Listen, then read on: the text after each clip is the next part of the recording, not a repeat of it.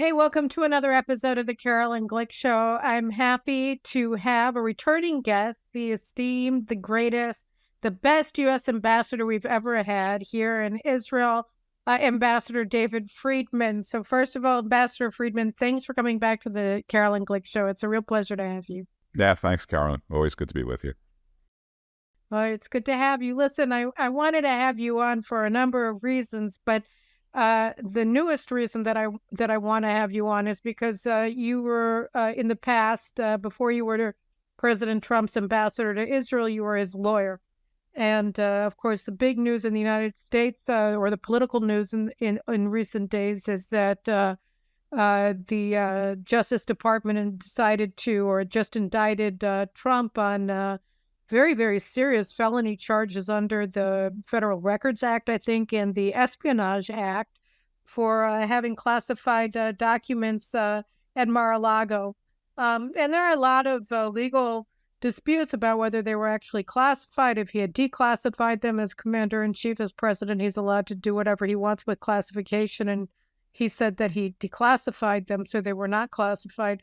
But beyond the question of whether or not they were classified, there's the issue of selective enforcement of the laws. And I wanted to talk to you a little bit about how you see this, especially in the context of the non-indictment of Hillary Clinton, non-indictment of Joe Biden, on similar and seemingly much more serious infractions of the Records Act, and perhaps with the Espionage Act, seeing that Hillary's homebrew server was hacked, apparently, by foreign governments.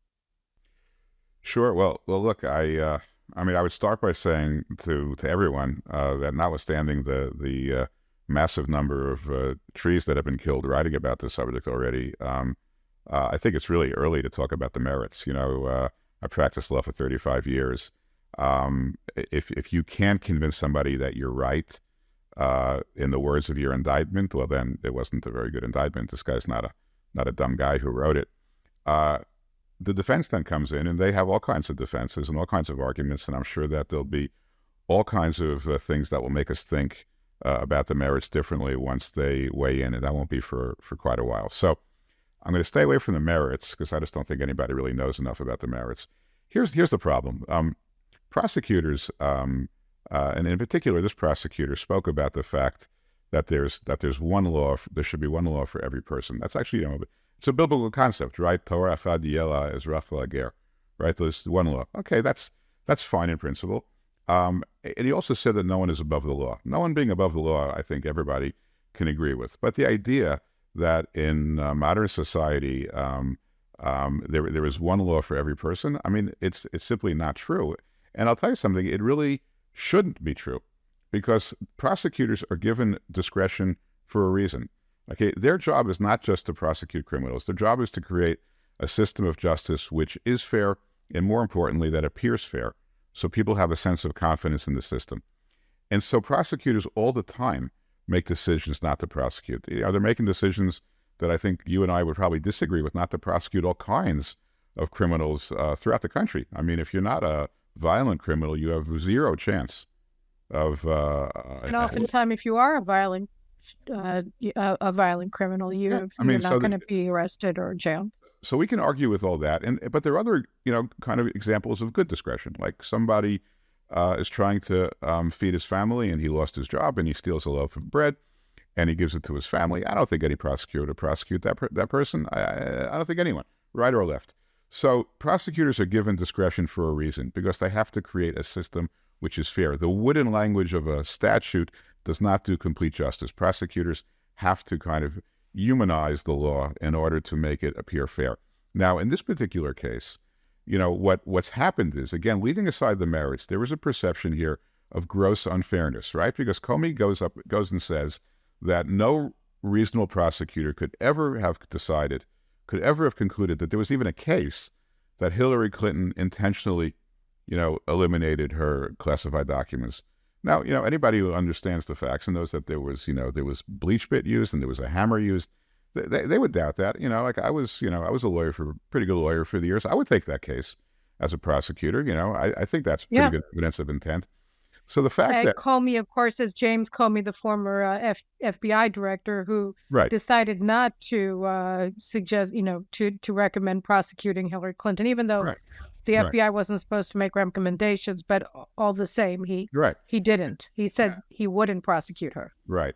Now maybe maybe that's the right decision. Maybe that's the wrong decision. Maybe the decision with Joe Biden having all these documents in his garage with his Corvette. Maybe that's the decision, maybe that's not the decision. But the most important thing is consistency, right? That's the most important thing, because if the prosecutor said, look, we could probably win a case against Hillary, we could probably win a case against Biden, we could probably win a case against Trump, but at the end of the day, these are highly charged, political disputes as well, and for us to put our finger on the scales and deprive the American people of deciding these issues at the ballot box is a bad idea, because it undercuts the perception of the fairness of the judiciary.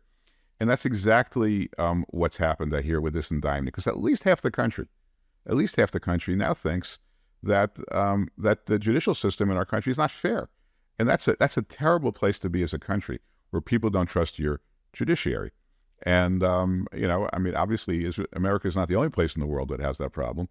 But, we were always, kind of, the best of the breed. And we now have a circumstance because of this decision, which could have been resolved at the ballot box. I mean, it could have been given out to a vote. Everybody knows the facts or thinks they know the facts, or everybody could have presented the facts and let 300 million people decide. I mean, that would be the right justice here. But this guy had to jump the gun and take matters into his own hands when they didn't act in the same fashion with the Democrats. And it creates, I think, a real distaste among people like me. I just want things to be fair. When it comes to politics, just be fair. Let the judiciary do as little as possible, and leave it to the people to decide. Taking this away from the American people in an election year, an election season, I think did a great damage to the fabric of American society. Well, I absolutely agree with you, and I'm really alarmed by it. And I'm alarmed both by what they're doing to Trump and also the similar situation that we find ourselves here in Israel. And of course, it's not just politicians, it's also political activists, where you see, differential prosecution of political activists depending on where they stand on the political spectrum.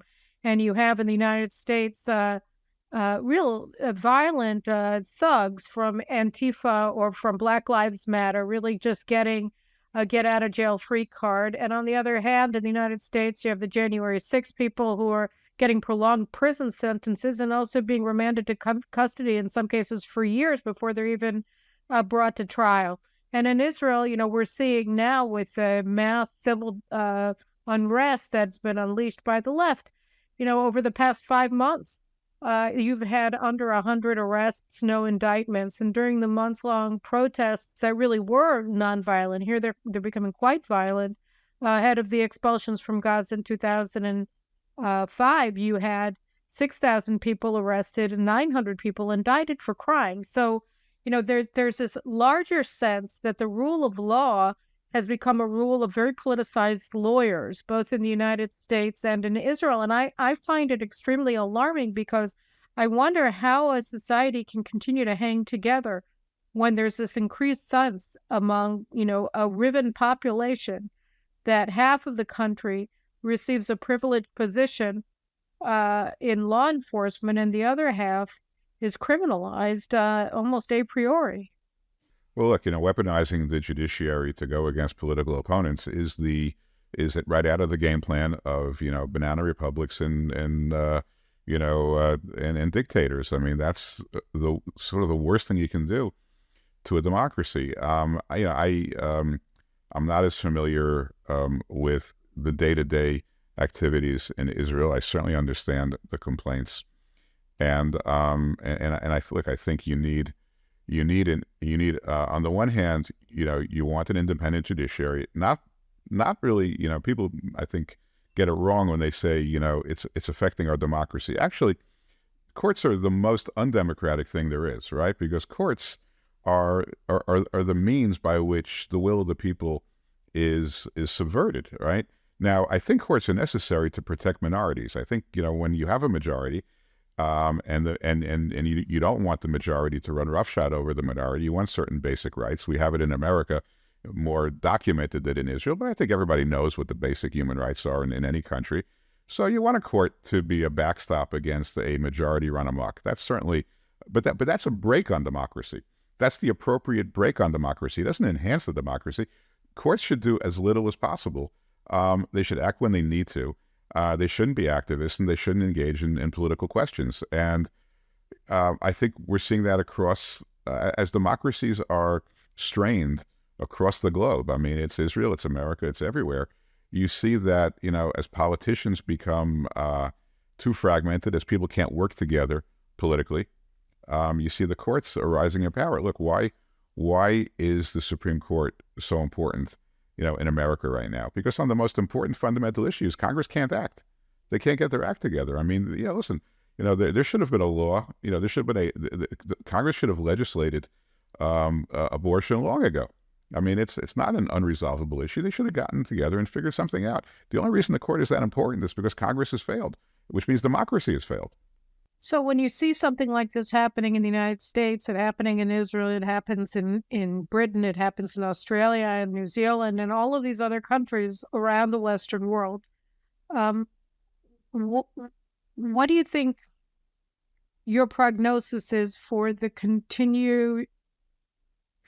future of democracies? We thought at the end of the Cold War that the end of history had arrived, that everybody was now of the opinion that liberal democracies was the way to go, and everybody was going to get on the liberal democracy bandwagon.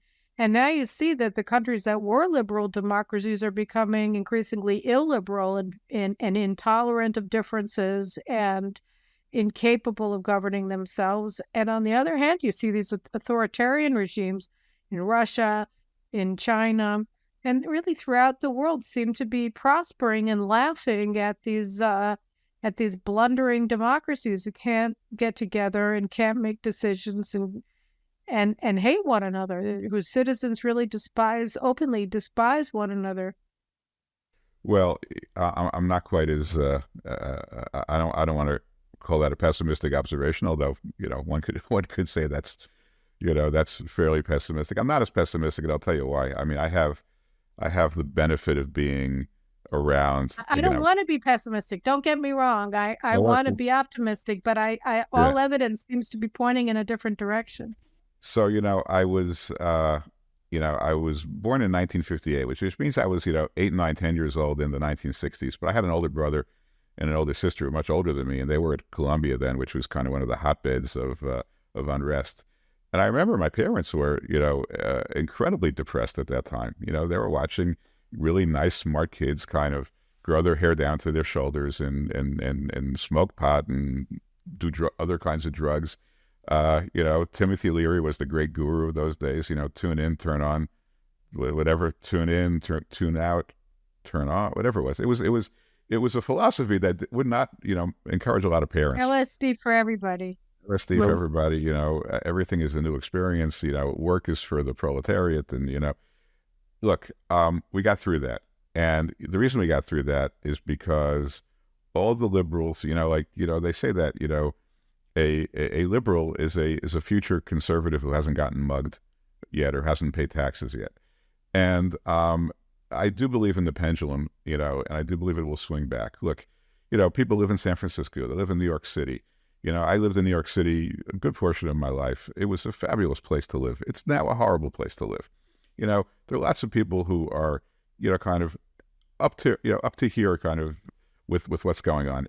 It will swing back. I think people will recognize that this kind of, ruleless society, this incredibly forgiving society without any accountability, where all based on identity politics is going to, I think, die of its own weight. It may take another, 4 or 5 years of unpleasantry, but eventually it will just die because it offers people nothing at the end of the day. And one of the things that people are going to demand is they're going to demand that eventually they're going to demand that criminals go to jail. They're going to demand that, that when they go to court, they get a fair hearing. And, I just think that, people are going to get tired of the power of the courts, and it will it will self-regulate. But it takes time. I mean, if you live long enough, you kind of see the world going through cycles, and I do think that we will emerge from this cycle, not because people are going to get smarter or dumber. I think people get sick of it at some point. This is failing. Many people are just finding that education is failing. Schools are failing. The economy is failing. The streets, walking on the streets is not pleasant anymore. At a certain level, that just falls upon itself, and I do think people will seek the right leadership, which will hopefully get us out of this doldrum. I hope so too. You're living right now at least half the year you're here in Israel, and half the year you're in Florida. And in Florida, of course, you have two Republican would-be nominees for the president. You have presidency. You have Donald Trump, your former boss and friend, who's leading with 61%. I saw the latest poll, and you have the Florida governor. Ron DeSantis, who's got 23% of the vote or something like that. So, I mean, Donald Trump is certainly leading by far. When you look at the bloodletting that's just beginning among Republicans, do you think that there's a feeling like that they might actually just cancel one another out, or that people will get so tired of their bickering that they'll say, "Never mind, we'll just go with Biden and they all are horrible," or that Trump is under indictment now in two states, and it's too much of a it's too much to vote for him. We'll just vote for Biden or what have you. I mean, how do you look at the race? I think any of those things could happen, and many other things could happen. Look, Israel has proven that politicians can survive indictment, right? I mean, that's no longer disqualifying. Very much in large part because of the things we were talking about, because people don't think about these things anymore as being fair. They think of them as being political. I mean, there's no better example of how the public perception of law enforcement has failed than the fact that both in two incredible democracies, Israel and America, the politicians that are leading are under indictment. 25 years ago, can you imagine somebody running for office being under indictment? Was unthinkable, right? And now they're running and they're leading because people don't think it matters that much anymore. They don't think it's on the merits. They think it's political. So where this all goes, I don't know. I mean, there's I'm reluctant to jump into the fight here, because these are all my friends. I mean, at least almost all of them are people I know personally and know well and think well of. Trump has made a very strong case for himself. I mean, I think he rattled off a list yesterday of all the things he would do if he were president. It's the list that I think you or I would have written if we were writing a list of things that we'd want to change. And B, he's got, enormous credibility in the sense that he will deliver those things, because I don't think anybody doubts that he would do those things. So, because he was the former president and has a record of delivering on these things, I think he has an advantage that outweighs the legal problems, but it's a long way off. You're right. It is a long way off. And why don't we talk about, I want to move to what your experience here as ambassador and what's happening now that you've been out of office with Biden and his team in charge of U.S. Middle East policy. So one of the really singular achievements of the Trump administration's foreign policy was the Abraham Accords that normalized Israel's relations with four Arab states. And it was done largely under the watchful and supportive eye of Saudi Arabia, that was never officially a member or didn't become a member of the Abraham Accords, but really they couldn't have happened without Saudi support for them.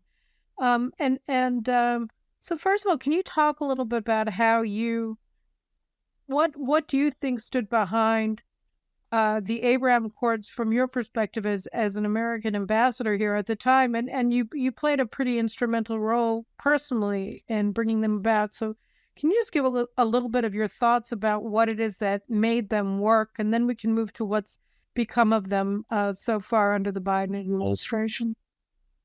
So I think the Abraham Accords in concept were really launched back in May of 2017 when Trump went to Saudi Arabia and he gave a speech to 50 plus Arab countries, and he said to them two things. He said to them, number one, this fantasy you guys have of somehow making Israel go away. A, it's a fantasy; it's never going to happen, and B, it creates a barrier between us because we're never going to subscribe to that, and we're never going to kind of look at you the way you want us to look at it if you have that view. And the second thing is, radical Islamic terrorism is something which affects all of us, and I want you to start making sure it doesn't cross the Atlantic. Like it's coming from your region, don't let it cross the Atlantic, and that's how we'll have a stronger relationship. Really important messages, and really, I think, taken to heart by some of these countries. Partly because Trump said it, but partly because most of these countries themselves are deeply threatened by radical Islamic terrorists. So it wasn't like it was a hard sell.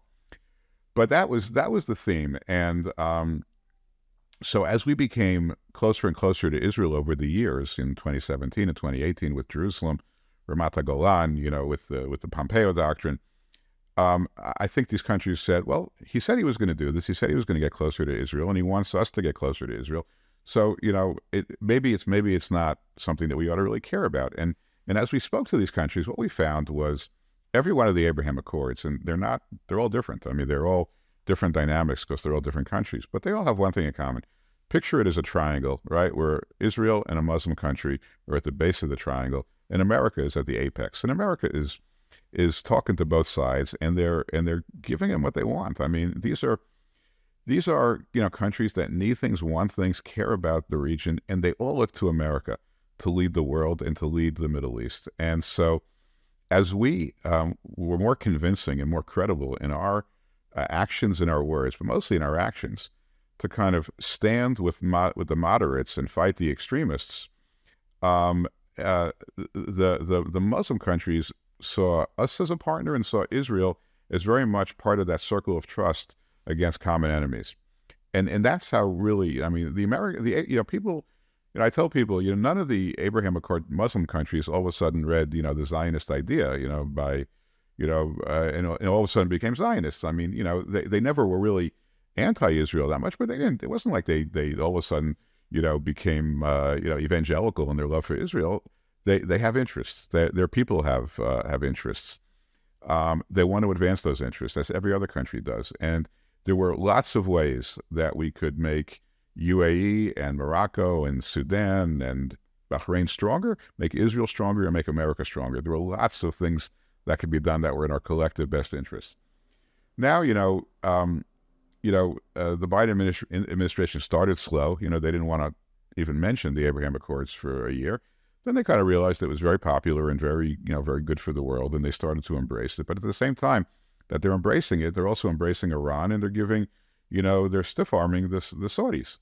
So, their words were encouraging, but their actions were, increasingly hostile to the whole basis of the Abraham Accords, which is a moderate Sunni American American-Israeli alliance, a circle of trust against radical Islamists, and in particular against Iran.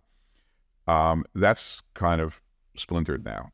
And, if you talk to I won't speak for the Saudis or the Emiratis, but, if you spoke to them, they would tell you they're furious with America right now because of how America has acted. So the Abraham Accords have not advanced. They're not in jeopardy either. I mean, thank God. They're not in jeopardy. They're not going to break apart, but they're not going to advance. And the real loss here is bringing Saudi Arabia into the fold, which was absolutely doable.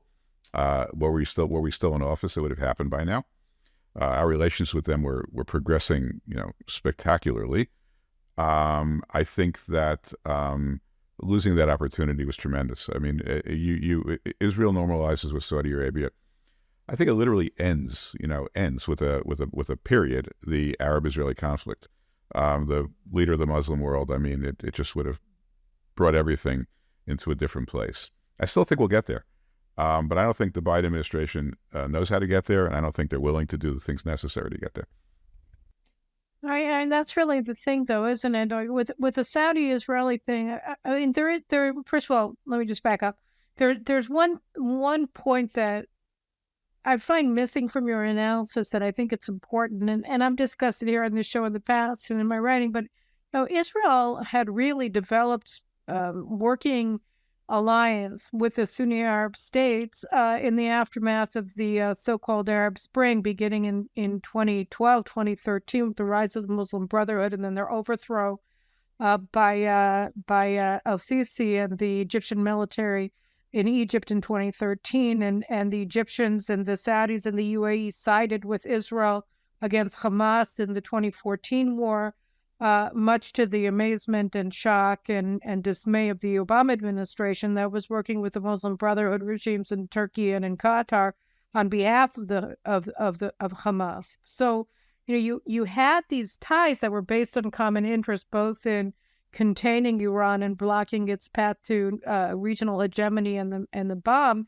and then opposing the Muslim Brotherhood. You had, the UAE declaring not only the Muslim Brotherhood a terrorist organization, but I believe they also called the Council on American Islamic Relations, CARE, which is an arm of the Muslim Brotherhood in the United States, a terrorist organization, if I'm not mistaken. So you had a very hardcore anti-Muslim Brotherhood position being taken by the Sunni Arab states, and also anti-Iranian positions being taken because of the working alliance, on the other hand, between the Iranians and the Muslim Brotherhood. So I think there was already a commonality of interests and a common perception of interest on the sides of Israel and the Sunnis, but the Americans were able to do it in the way that only the Americans were able to do it, by bringing these above board. Am I missing something in my analysis of it? No, and I think you're right that there were certainly green shoots that were budding long before we came into office, but surfacing this relationship into the public square was massively important. I mean, I just think that opened things up for a relationship that could really be scaled in all kinds of areas, not just in terms of national security, although obviously it's one of the most important areas, but it really just, enabled people to, meet each other, talk to each other, do business with each other, engage in, educational pursuits. I mean, it just made a huge difference. And once it was surfaced, I think it created the opportunity for it to happen, in more than one place. We created political cover for these relationships that never existed before. And so, I mean, I think that was extraordinarily important. I thought it funny, by the way, you mentioned CARE, because CARE is now apparently one of our partners in fighting anti-Semitism, according to the Biden administration's, report on anti-Semitism. Yeah, and I think that's a very good segue to going into the Biden administration's very different policy, both on Israel and the Sunnis, and on the one hand, and Iran and the Muslim Brotherhood on the other. Because you're right. I mean, I actually think I mentioned in my own news analysis this week, but I think that Deborah Lipstadt, who's also defending the decision to make CARE an implementing agency to oversee the implementation of her completely incoherent but also largely destructive strategy for fighting anti-Semitism in the United States, is a statement of contempt for the notion that you should fight anti-Semitism. What do you think of that? Look, I'm an equal opportunity opponent of anti-Semitism, and I think that, when we get into a debate over whether anti-Semitism is worth on the right or the left, we lose and the anti-Semites win.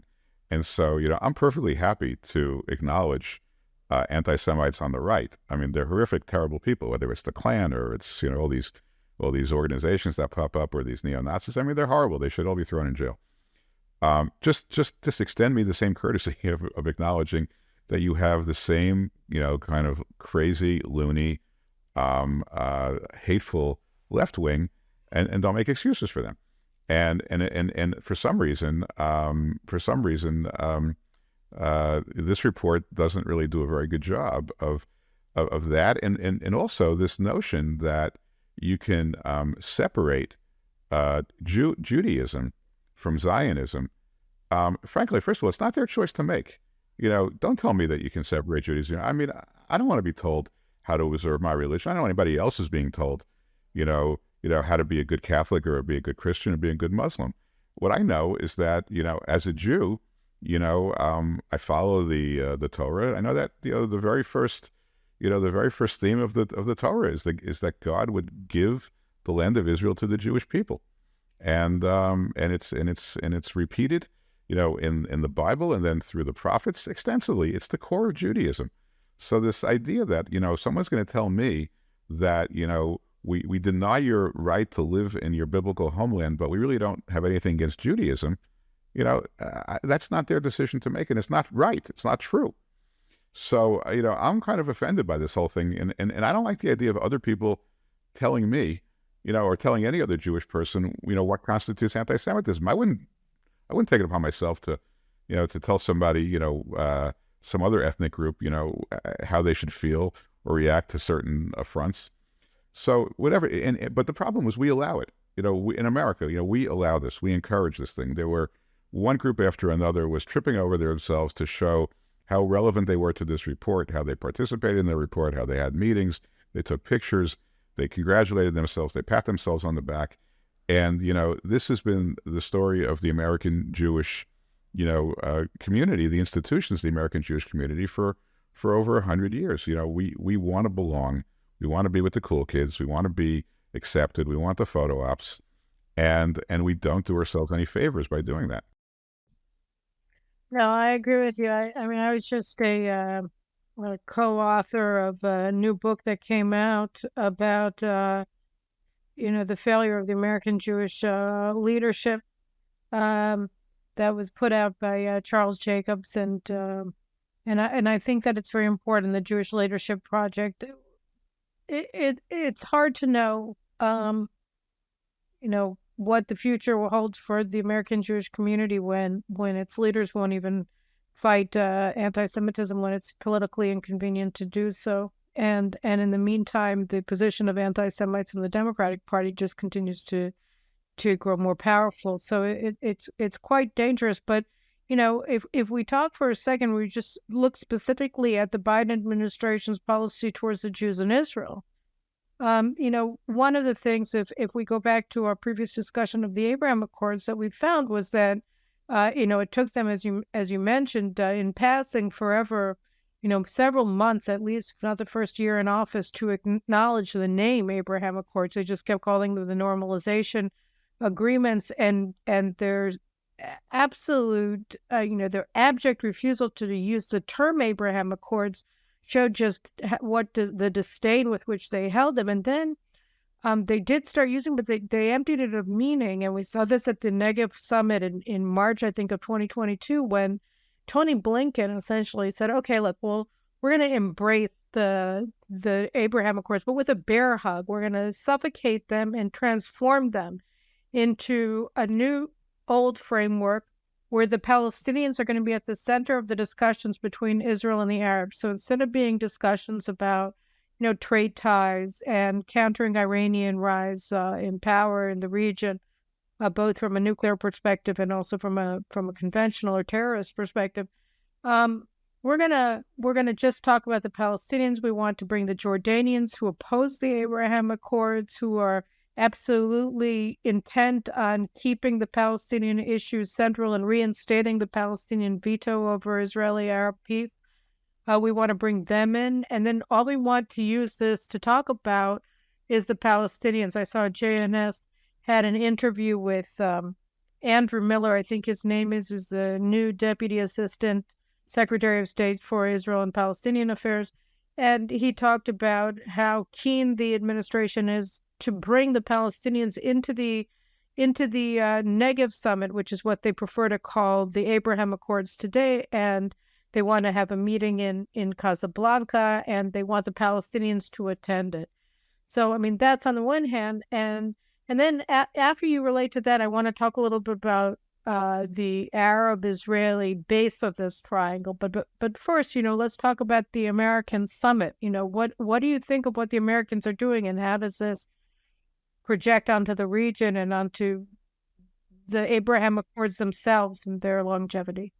Well, I mean, I don't understand. I don't understand why they think this is a good idea, because they're forcing an issue that neither side has been pushing. I mean, the Israelis are not, they're not demanding that they discuss the Palestinians, and obviously these Abraham Accord countries weren't demanding it because they were willing to sign agreements with Israel in the face of Palestinian opposition. So, you're taking an issue that both sides are uncomfortable with, and you're forcing them to address it, and at the same time, you're trying to advance the accords. So it's really counterproductive. Now, look, the one thing that the Abraham Accords demonstrated, which was helpful, was that the Palestinians don't have a veto on progress in the Middle East. And why is that important? Because the Palestinians, have been running, their leadership has been running, essentially a shakedown for the last, 50 years or so. I mean, they make their money by going to these wealthy countries and saying, we're going to rile up your street if you don't give us money. And it's not that these countries care so much about the Palestinians. They don't. It's just that they don't like, all the trouble they're fomenting. And we finally kind of broke that. And it's essential to break that.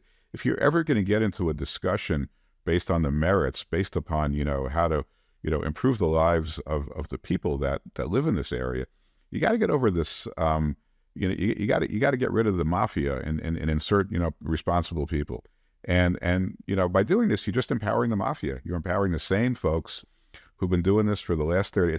It's just going back to a failed game plan where people will continuously threaten violence and, in fact, incite violence and, in fact, create violence, murder people. And do so with impunity now, because they're not. No one's even pretending within the Palestinian Authority to be against terrorism anymore. And you do that, by bringing the Palestinians as an equal player into this discussion. When they're just a bunch of thugs, you're telling them, hey guys, you're back in business. Go back and do what you're doing.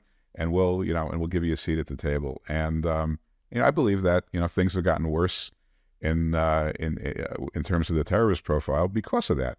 As we it's the Middle East is not America. I'm not sure what America is anymore, but it's not. The Middle East is certainly not America. You give somebody a handshake and you pat them on the back and you tell them how great they are in the Middle East. They don't respond necessarily in kind. Sometimes they say to themselves, this guy's very weak. This guy believes everything I say. This guy's a patsy, and I'm going to continue malign behavior because I can. And that's what these kind of dummies do right now, in the State Department. They think that, being nice and hospitable and accommodating and inclusive, all these great adjectives that we're, living and dying on today, that's the way to get to the right place. And it's not. And history has proven time and time again it's not the right way. I agree, and then that brings us really to the way that the Arabs are responding, and I think that there are two possibilities for how Arabs respond, and we're seeing the former right now, and it's quite distressing, which is that they're embracing the Palestinians against Israel. We saw Nasser Bourita, the foreign minister of Morocco. He got, in exchange for normalizing Moroccan relations, Moroccans received U.S. effective recognition of Moroccan national sovereign rights to the Western Sahara, which is sort of their Judea and Samaria.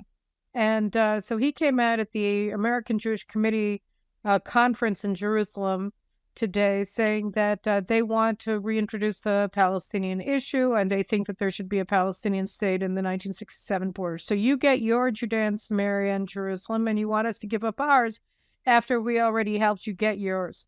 And, I just thought, can we just talk about something that has to do with reality? But he wasn't, of course, alone. The Saudis have reportedly ratcheted up their demands against Israel regarding Jerusalem, specifically giving the Palestinians effective sovereignty over the Temple Mount. I mean, these are things that they know that Israel is not going to give. And so it almost feels like we're just going back to the 1970s, where they're coming at Israel with these demands that are never going to be met, and saying they're and in Morocco's case, they already have peace with us. And in the Saudi case, they're saying this is going to be, so that they're following the American lead. Tony Blinken says settlements are the obstacle to peace, and Israel has to go back to the 67 border. So what is the Moroccan foreign minister? They're supposed to be more pro-Israel than the U.S. Secretary of State, and same with Mohammed bin Salman in Saudi Arabia.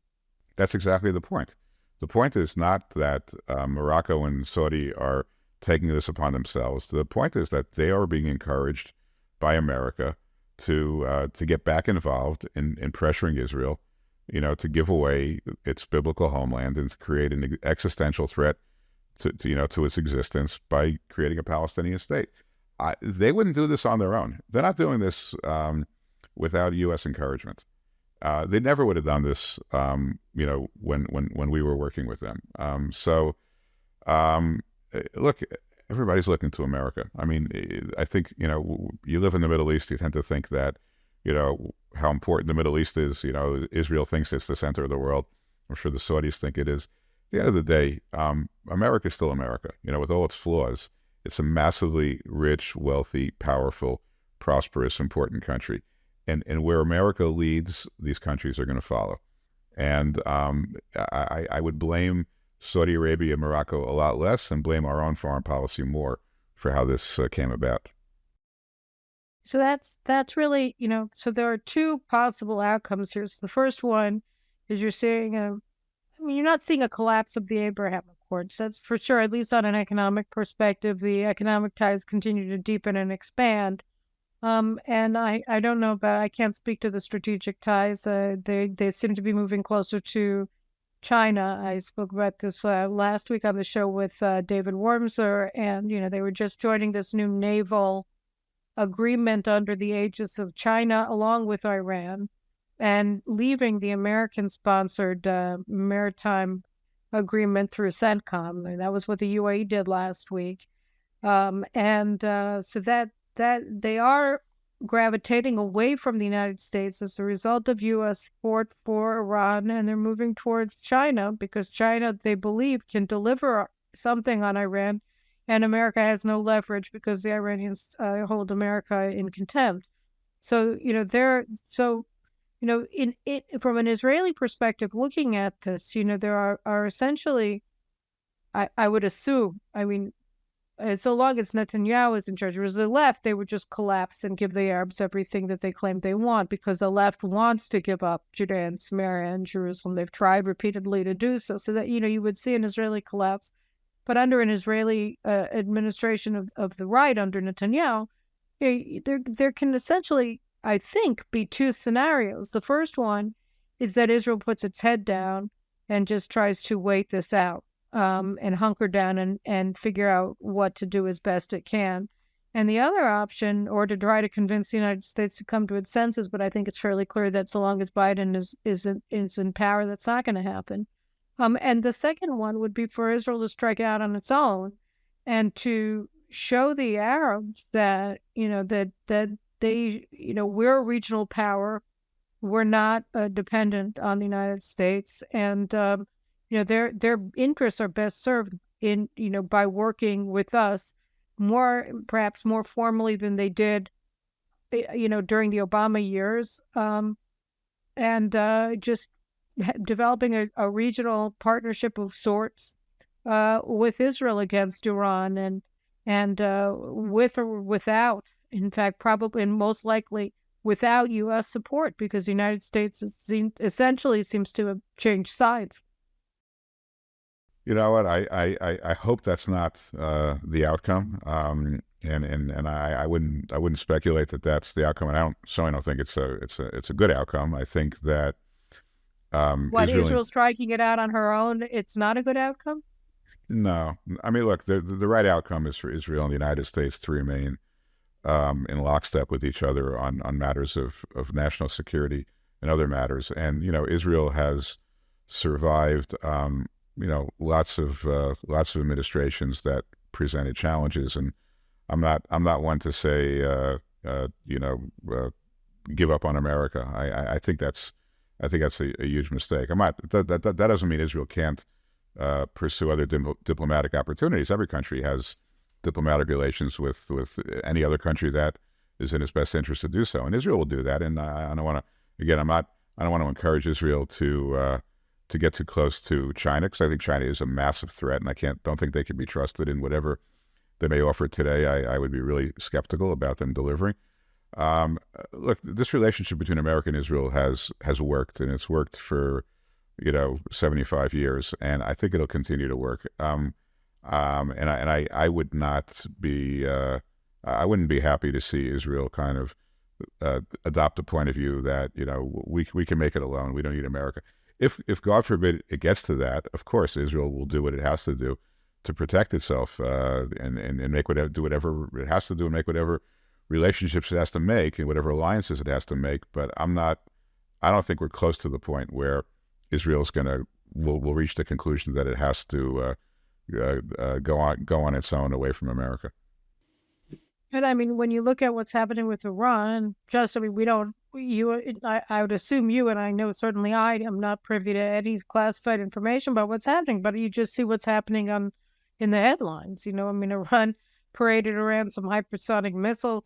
I don't know how hypersonic and how much of a missile it actually is, but, they are definitely moving forward with their ballistic missile capabilities, and they're moving forward with their enriched uranium. By all accounts, they have enough enriched uranium to produce multiple warheads, to the extent that they're capable of building warheads and placing them on missiles. They'll have a nuclear arsenal whenever they want one. So, I mean, the United States has changed its red line. It's negotiating with the Iranians, according to reports, and the agreement that the Americans seek will leave Iran as a threshold nuclear state. I mean, they're saying, well, you'll stop uranium enrichment, but they already have enough enriched uranium anyway to build bombs. So, what they're talking about doing is saying, okay, well, you just stay that turn of the screw away from a nuclear arsenal, and we'll give you, lots and lots of money, and we'll recognize you as a regional hegemon. So, I mean, this is very hostile American policy. So look, I've read the same things you've read, and I share the same concerns you have. I don't know if that's happening or not. Maybe it is, and if it does, it'd be very unfortunate. There's one thing I think you're not giving enough credit to, which is the relationship between the militaries. And look, the politicians, say things all the time, some of which, we disagree with. We both disagree with. But the militaries, they don't talk, and they work together, and the relationship has been, over the years, really good. It was great when I was ambassador. I think it's still great, as best as I can tell, because I've spoken to some people about it. When I was there, every couple of years, we had this joint exercise called Juniper Cobra, and what that was we simulated both militaries. It was done in Israel, and the U.S. military came, and we simulated missile attacks from Iran, and how the Israeli and the American assets, mostly American assets, depending upon the altitude of the missile, would be used to intercept the missiles. Since I left, so I guess you have to give credit to Biden for this. Since I left, these exercises, which were entirely defensive when I was there, have now become offensive as well. So they've been simulating not just defending against these missiles, but attacking in response. So again, I'm out of the loop now, and I don't want to speculate on where all that's going. But I think the militaries are much more in lockstep than the political echelons, and we need to give at least some credence to that.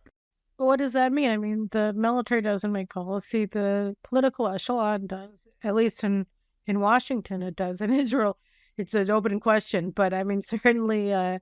In Washington, it doesn't seem to be an open question at all right now.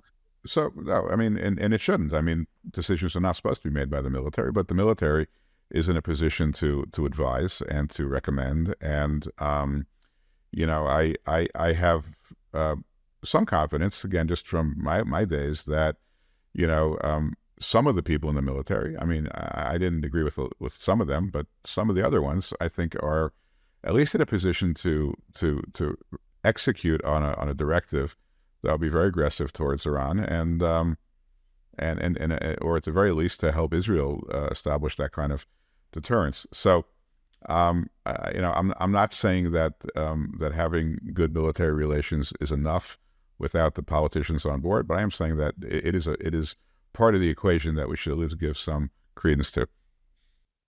Yeah, and Defense Minister Yoav Gallant is going to be meeting with Lloyd Austin, I understand, next week, which is interesting. I was happy and unhappy about the meeting because, on the one hand, it's important to have this meeting, and on the other hand, Netanyahu continues to be boycotted by the White House, which refuses to meet with him.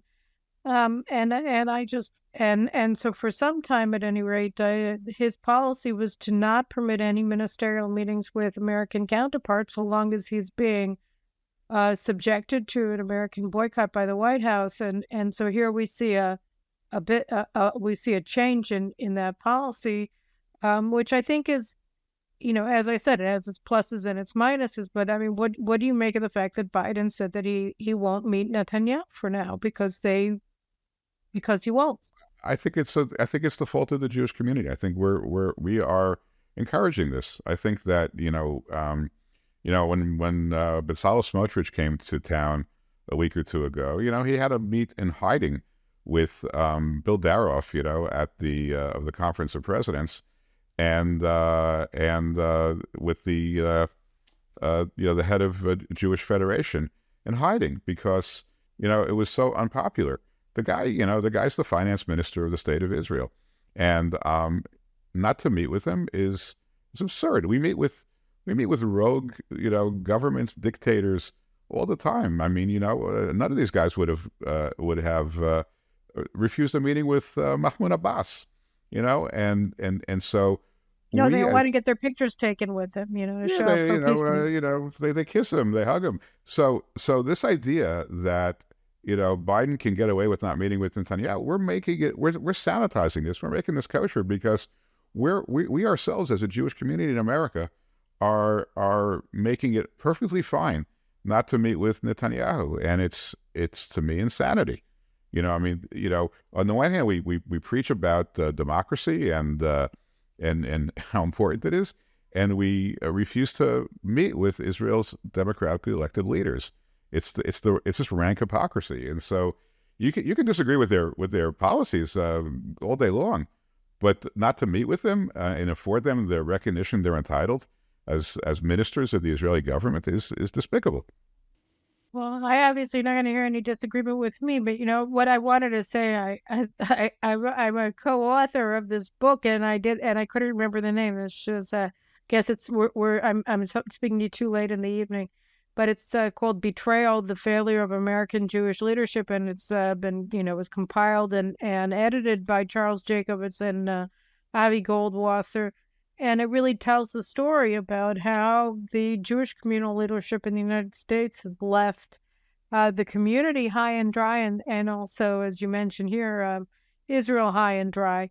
And I think one of the reasons, and what I discussed in my chapter in the book, was that the American Jewish embrace of this two-state paradigm as the be-all and end-all of their policy towards Israel has really been debilitating because they haven't been able to understand the basic that the nature of the Palestinian national movement is anti-Semitic, and it's all about cultural appropriation of Jewish history in the land of Israel to themselves. And so you have this blindness that's been cultivated for over a generation by the American Jewish leadership that doesn't believe that Israel has an existence or has legitimate existence without the embrace of a narrative that denies Israel's existence, which is the Palestinian national narrative. What do you think as well that their embrace of the Palestinians is perhaps one of the roots of their incapacity to understand their Look, I think that explanation for their current behavior? Look, I mean, I start off with sort of, what I think is the most important statistic, relative to the Jewish community. There were 5 million Jews in America in 1948, and there's still 5 million Jews in America today, right? We haven't grown at all. the rest of the diaspora has shrunk, and Israel went from 600,000 Jews to 7.5 million Jews in the same period. So the entirety of the growth of the Jewish world is in Israel. Anybody who thinks you can save Judaism while putting Israel at risk is deluding themselves. There is no Judaism, both quantitatively and qualitatively. There is no Judaism anymore without Israel. America is heading to a place that's going to look something like Europe. I mean, in another 50 years, unless the trends change. I hope they do. But America is going to look like Europe has Golders Green and Hampstead in London. You've got Antwerp in Belgium. I don't know if there are any other pockets in Europe. I mean, but that's really France. Yeah, you got Paris. You got some places in Paris, Marseille. But that's where kind of Judaism is heading everywhere outside of Israel. And look, I heard, I don't want to embarrass him by mentioning his name, but I respect him a lot. There's a Reform rabbi who gave a speech the other day who said that if we are going to define Reform Judaism... Hirsch. You can say it. Okay. It's on YouTube. I'm a big fan of his, and I think he got it exactly right. If Judaism is nothing more than liberalism, if it's nothing more than universalism, if we give up, the particulars of being a Jew, what it means, the values, the rituals, the history of being a Jew, if we give that up in favor of universalism, Judaism is gone.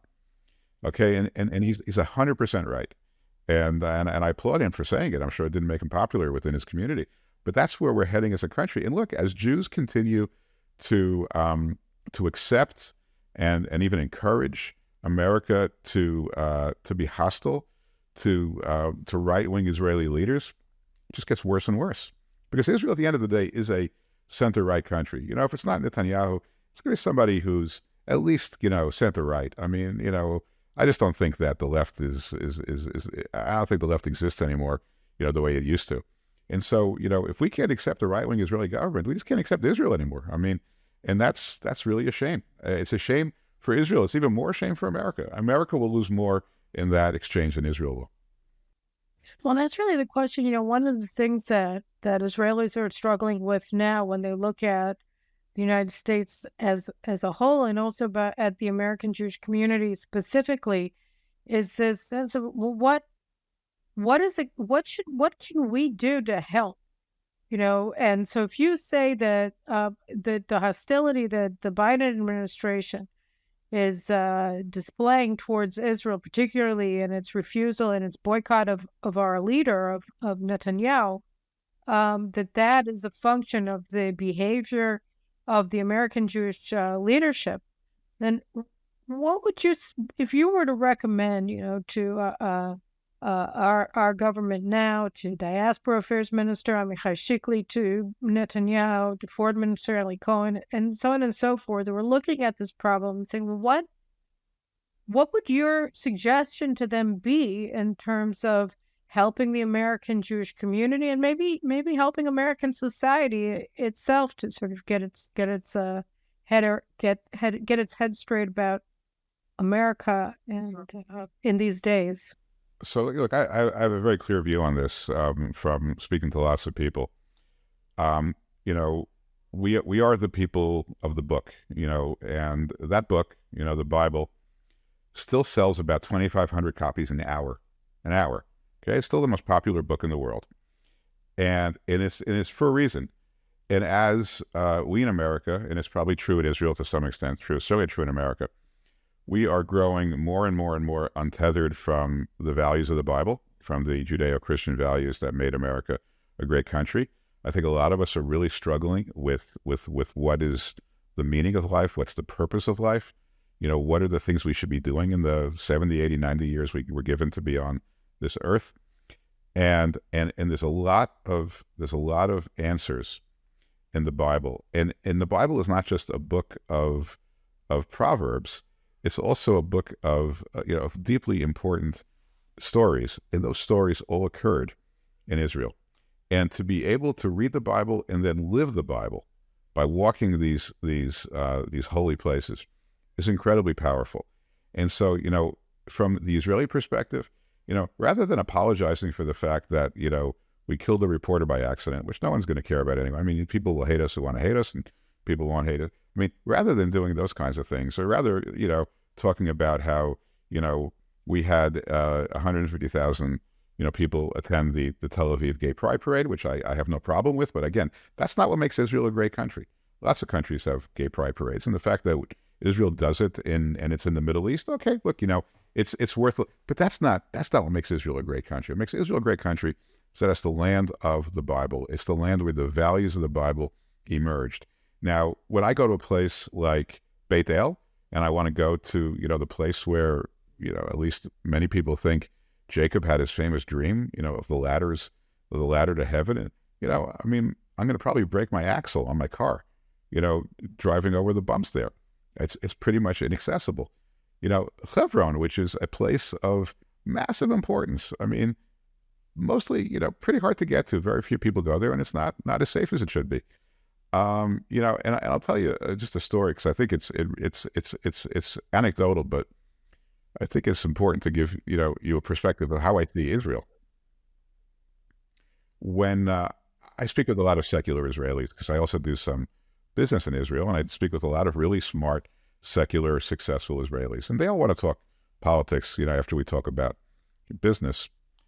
And I asked them, what do you think about Judea and Samaria? And they say, the average Israeli will say to me, look, I haven't been there since I was in the army, and, do I want my kid to risk his life defending it? I don't think so. I mean, I don't know what I just haven't been there. And I said to them, okay, well, let's pick a place. We'll pick a place out of random. Let's pick Shiloh. I'll tell you. Do you know what happened in Shiloh? And he says, well, remind me. I said, well, look, Shiloh was after the Jewish people, were wandering in the desert, on the Jordanian side of the Jordan River. They came across the Jordan River. They spent 7 years in Gilgal, and then they basically spent 369 years in Shiloh. It's the first place where the Jewish people stopped wandering. And they built their tabernacle there. And they assigned all the territories to the tribes there. And Samuel the prophet was born there. And Hannah taught the world how to pray there. And I go into it in some greater detail. And I said, so look, what do you want to do? It's your call, not mine. I'm not an Israeli citizen. You want to give it up? You want to give it to the Palestinians? I can just tell you, we know what will happen. It will become like Kever Yosef, like the grave of Joseph. We'll never see it again. So you tell me, it's your call. What do you want to do? You want to give it up? You want to keep it? And he says to me, and I've had this conversation several times, he says to me, we can't give it up. And I said, why not? And he said, well, this is our DNA. This is who we are. I said, do you believe in God? And he says, look, I'm not sure. My parents are Holocaust survivors. I'm not sure that, a God could have allowed this to happen. So I have questions. I said, okay, so why do you care then? And he says, well, because this is who we are. This is our book. This is who we are. I said, so your view is that whether the Bible was written by God or was written by some really smart guy, your view is that, this is what has kept the Jewish people together. And these are our holy sites, just like the Statue of Liberty or the Jefferson Memorial or Valley Forge. And if we lose these sites, we kind of lose our identity. Is that fair? It's absolutely. So if we can, make that conversation, scale it more, and I could have that conversation with more people, I actually think that, I think Israelis, even on the left, understand the spectacular legacy of being a Jew in the land of Israel. It's like nothing else. It's a mission that I think people are going to be reluctant to give up if they understand what the mission is and what the cost would be of giving it up. So that's, and that's frankly what I spend a lot of my time on now, in my non-professional life. And I think it's important. I think it's essential. One of my children is named Shiloh because it was the first capital of the people of Israel, the land of Israel, and he was the first one in our family to be born here. So I couldn't agree with that one more. But it's a problem because the cultural war that we're fighting here is a war for our history. They're trying to take the Torah out of the educational curriculum for Israeli school children. Why? Because if you know who you are, then there are certain things that you're going to organize your life around. And if you don't know who you are, then there are other things that you would organize your life around. And the people who want to take the Bible out of our curriculum want the latter type of organizing model rather than the former one. They want a post-nationalist, post-Jewish country. And so, we're in a cultural war of our own, and I commend you so much for the yeoman work that you're doing in helping Israelis see the truth. And I think that, the Israelis, most of us already know it, which is why the effort to remove the Bible from our school curriculum for non-religious Jews, obviously we don't have to worry about it for religious Jews, has been joined in such a ferocious way. And Education Minister Yoav Kish just actually or he made a decision, he's instituting it now, starting next year, which is that all secular schools in Israel will have mandatory continuous Torah education from first, I think, through sixth grade, so that won't be, one class in first grade, one class in fourth grade, and by the end of sixth grade, two Bible stories, and they're taught from a critical perspective. So I think that, you are seeing that, and it's so important. I want to commend you, and I want to wish that one day you'll come back and be the ambassador to Israel again from the United States of America.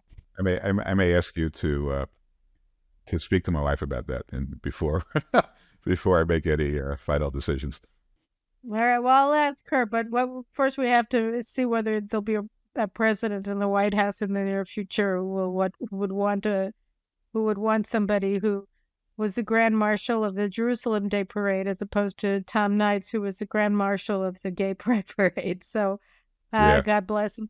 Well, let me just be clear. I want to say this again because I don't want to get I have no problem with the gay community has been tormented for generations, and I certainly encourage them to get together. I just don't think it's what makes Israel a great country. I couldn't agree with you more. Yeah.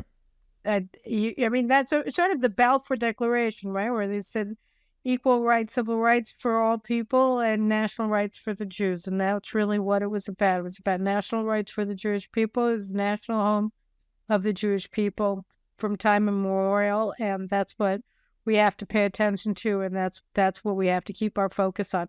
So thank you for all the work that you do, keeping our focus on that very important thing. And I have to have you back, because while you were talking about Shiloh and Hebron, and I guess you didn't talk about it, but also Nablus of Shechem and all the points between, is that you and the former Secretary of State Mike Pompeo did a pretty important documentary. I don't know, has it come out yet, about Highway 90, the biblical highway? So here, all your listeners can click on Route 60. You meant Route 60, not Highway 90. Yes, that's right. I did mean 60. Yes. So Route 60, ROUTE, the number 60, Route60.movie. If you click on that, you'll see the trailer, and you'll be able to order tickets. Now we're going to premiere on September 18th and 19th. We're doing 900 theaters across America, two shows per theater per night. So we're going to do 3,600 shows of Route 60, the biblical highway, and people can order tickets online. Now tickets aren't on sale yet, but you can click on Notify Me, and then when tickets go on sale, you'll have a chance in America. Type in your zip code. They'll tell you what the closest theater is. Then you can order tickets. It's wow. It's great. Wow. It's a great movie. It's a great movie. I look forward to getting a Vimeo link to see it secretly beforehand, so that I can interview you about it in a Caroline Glick Show in the future. But really, congratulations on that incredibly inspiring project. Thank you. Thank you. I look forward to watching it too. So again, thanks for everything you do, and God bless you. And we'll have you back soon. Thanks so much. Marilyn. And watch the trailer. You'll enjoy the trailer. Thanks. Okay, so that's Route 60, the movie. Is that what you said? No, Route60.movie. .movie. Okay. And guys, remember, we'll be back here next week with another astounding guest, probably not as great as Ambassador David Friedman, but be back here, and don't forget to subscribe to my channels, The Caroline Glick Show, jns.org, etc., wherever you watch your most important shows online. So thanks very much, and thank you again, Ambassador Friedman. We'll have you back soon. Thanks, Caroline. Great to be with you again.